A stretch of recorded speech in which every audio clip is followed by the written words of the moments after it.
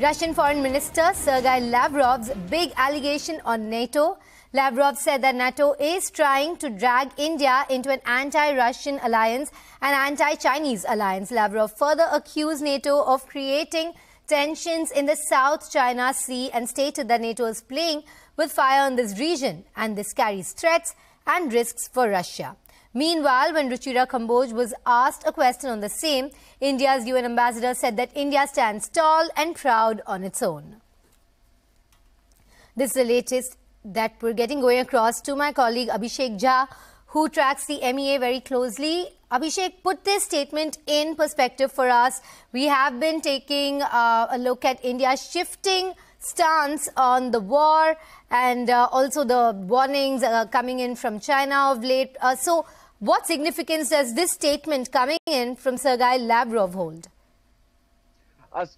In a way, we can look at this statement that Lavrov has made in a very in a way where it puts India at a very important position, not only in Indo-Pacific or Indian Ocean region that we talk, but about any global situation or any war that is happening far beyond its borders in Ukraine.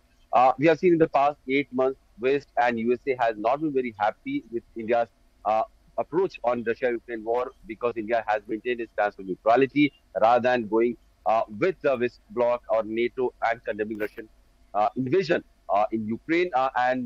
For that matter, India has also maintained a very good bilateral trade ties with Russia, where the import of Russian crude and gas to India has increased over the last 6-7 months to the extent of 15 to 20% of overall import that India does from international market. So while maintaining a diplomatic neutrality on this Russia-Ukraine conflict, India has also maintained a very close bilateral defense and trade and commerce ties with Russia. And this tells how India has maintained its balance, its strategic balance on the important global issue. Russia has always wanted to have India on its side. West wants to have India on its side. And India has its own interests that are very much playing into its mind when it is trying to negotiate with West, with USA, with Russia, or for that matter, with China also, where it is having a standoff, military standoff for over 2 to 3 years now. In that context, Lavrov's statement is very important, where he has said that West is trying to drag India into their own fold in a way voicing the same way they have been condemning Russia, they have been condemning China, and they have been raising rules-based order in their own context. So while India has maintained its neutrality, it has now become a very important player. And Ruchira Kamboj, India's permanent representative at the United Nations, has only underlined that fact that India stands tall on its own. So India has its own standing about all the global issues. It is not succumbing under the pressures from West, or it is not being loyal to any country. In fact, Russia, where it has a tie of almost 60 to 70 years in terms of its defense dependence. In fact, Prime Minister Narendra Modi was the first person who told Russian President Vladimir Putin on the sidelines of SQ summit in Samarkand that this is not an era of war. And since then, that statement, that phrase has echoed at multiple international platforms.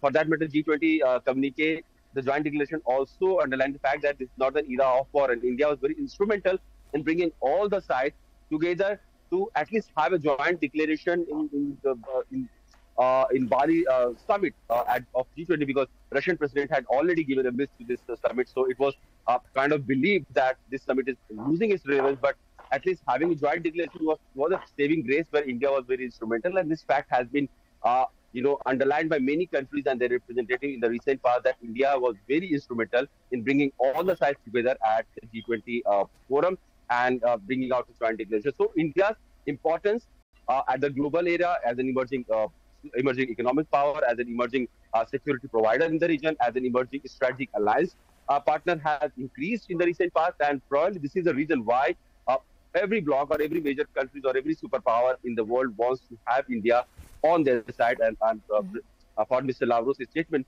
should be looked into that context. Stay with us, Abhishek. Now we're also joined by Patikrit Pen, security and defense expert. Very good morning to you, Patikrit. This statement coming in from Russian Foreign Minister Sergei Lavrov, this assertion that India is being pushed into an anti-Russian and anti-Chinese alliance. He hasn't offered any evidence to back this statement, but What are these concerns stemming from? Well, I think anti-Russia and anti-China, perhaps from Indian perspective, are two different dimensions and two different ballgame altogether. So India is not anti-China per se, but yes, there are challenges that China has posed, and as an independent sovereign country, India has absolute right to take stand against China, and one of those is perhaps the Yuddha Abhyas that happened very recently near the LAC. 100 kilometers from the LAC between India and United States. They did this military exercises. So India anti-China is a different issue. There are reasons for which India has become anti-China, and China is completely responsible for that. But India is certainly not anti-Russia. And yes, there are elements in the West and among the NATO members who have for long tried to wean India away from the Russian fold. Let's understand that even before the war between Ukraine and Russia started, there were threats of Karza-related sanctions that United States wanted to put on India. But I think India made it very clear that India would go ahead with the acquisition of Russian weapon systems and the legacy that we have of Russian weapons, because of which we cannot do away with that suddenly. Secondly, India has maintained an independent foreign policy. It has went ahead and taken oil from Russia at a discounted price, and this has happened primarily because of the Western sanctions, which have completely taken the prices of oil to the level where it would have been backbreaking for countries like India. So yes, there would be efforts from the West to wean India away from Russia. But I think India's foreign policy and diplomatic capability is strong enough to make it very clear that we have an independent foreign policy. We do what is in the interest of India. There is no reason for India to take care of NATO's interest first and India's interest later. So I don't think, in spite of all the efforts, India would be anti-Russia ever, at least in the immediate middle to long-term future. But so far as China is concerned, it is a different ballgame. China is an existential threat in certain way.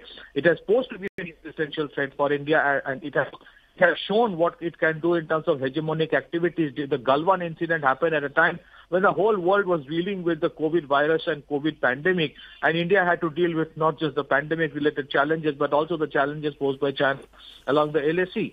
So I want to reiterate that anti-China and anti-Russia cannot be clubbed together. India is certainly not anti-Russia, but being, making a front against China is a different issue, and India has absolute right. So I think Mr. Lavrov, in certain way, he is right about the American or the Western intentions, but at the same time, let's not club Russia and China together. If he is doing from any other perspective, then it is entirely his prerogative. I don't think India looks at those two things together in totality. These are two different issues altogether.